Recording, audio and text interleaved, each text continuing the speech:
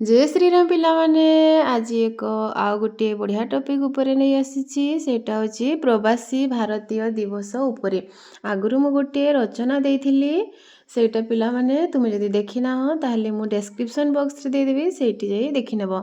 आज मु सेई प्रवासी भारतीय दिवस उपरे एक भाषण नै के आसीची जहा कि तुमे चाहिले एसे भाबरे भी मध्य तमे सेटा को लेखि पारिबो कारण एठारे बहुत इम्पोर्टेंट कथा गुड़ाक अच्छी तुम चाहिए एसे आकार लिखिपर आ चाहिए भाषण आकार कहीपर ताहले चलो पिला माने स्टार्ट करवा प्रवासी भारतीय दिवस। आउ जानिछ ना पिला माने एटा महात्मा गांधी जनवरी 9 तारिख दिन 1915 मसीह कौन दक्षिण आफ्रिकार आम भारत प्रत्यावर्तन करथिले सेथिपाई एही दिवसटे को मन रखिबापाई आमर प्रति 2 वर्षरे थरे एही प्रवासी भारतीय दिवस पालन करा जाउअछि।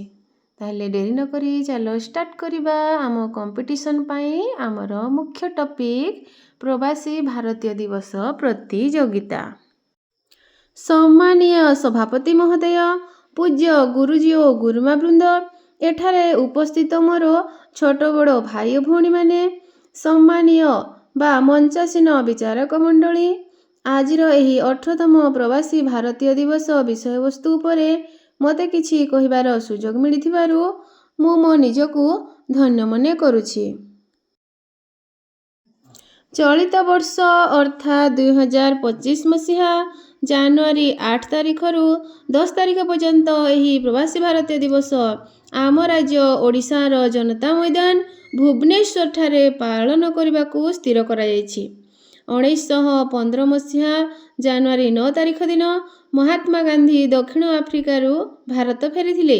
एही दिनटी को चिरस्मरणीय रखिबा पई प्रथम थर 2003 मसीह रे नुआ दिल्ली ठारे प्रवासी भारतीय दिवस पालन करा जायथिला।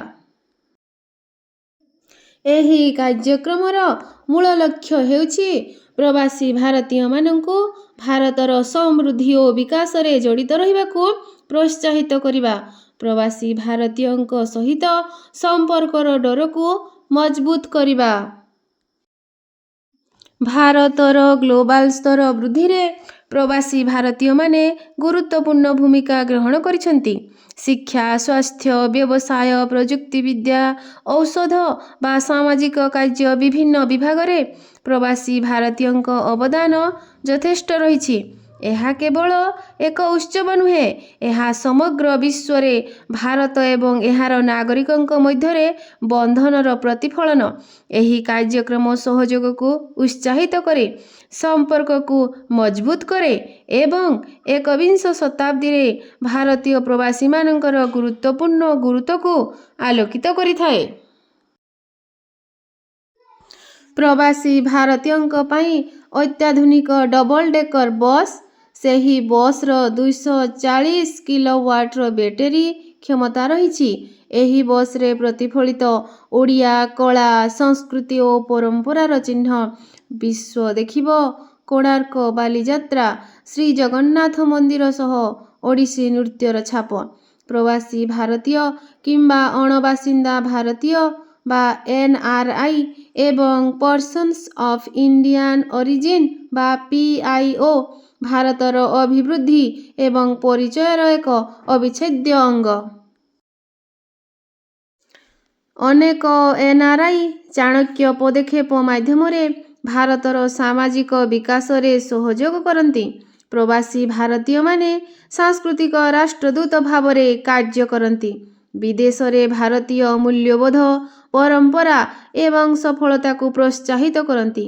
सेमानंकर सफलतार कहानी विश्वव्यापी भारतर एक सकारात्मक भावमूर्ति को प्रतिपादन करिथाए।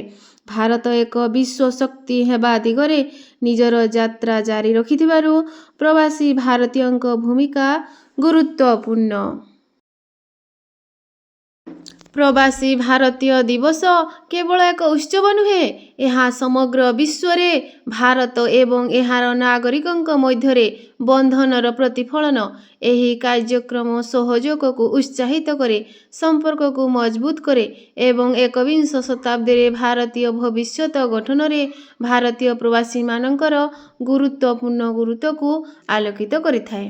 ତାହେଲେ ପିଲାମାନେ ଆଜିର ଏହି ଭାଷଣ କେମିତି ଲାଗିଲା ନିଶ୍ଚୟ କମେଣ୍ଟ ମାଧ୍ୟମରେ ଜଣାଇବ। ଜୟ ଶ୍ରୀରାମ।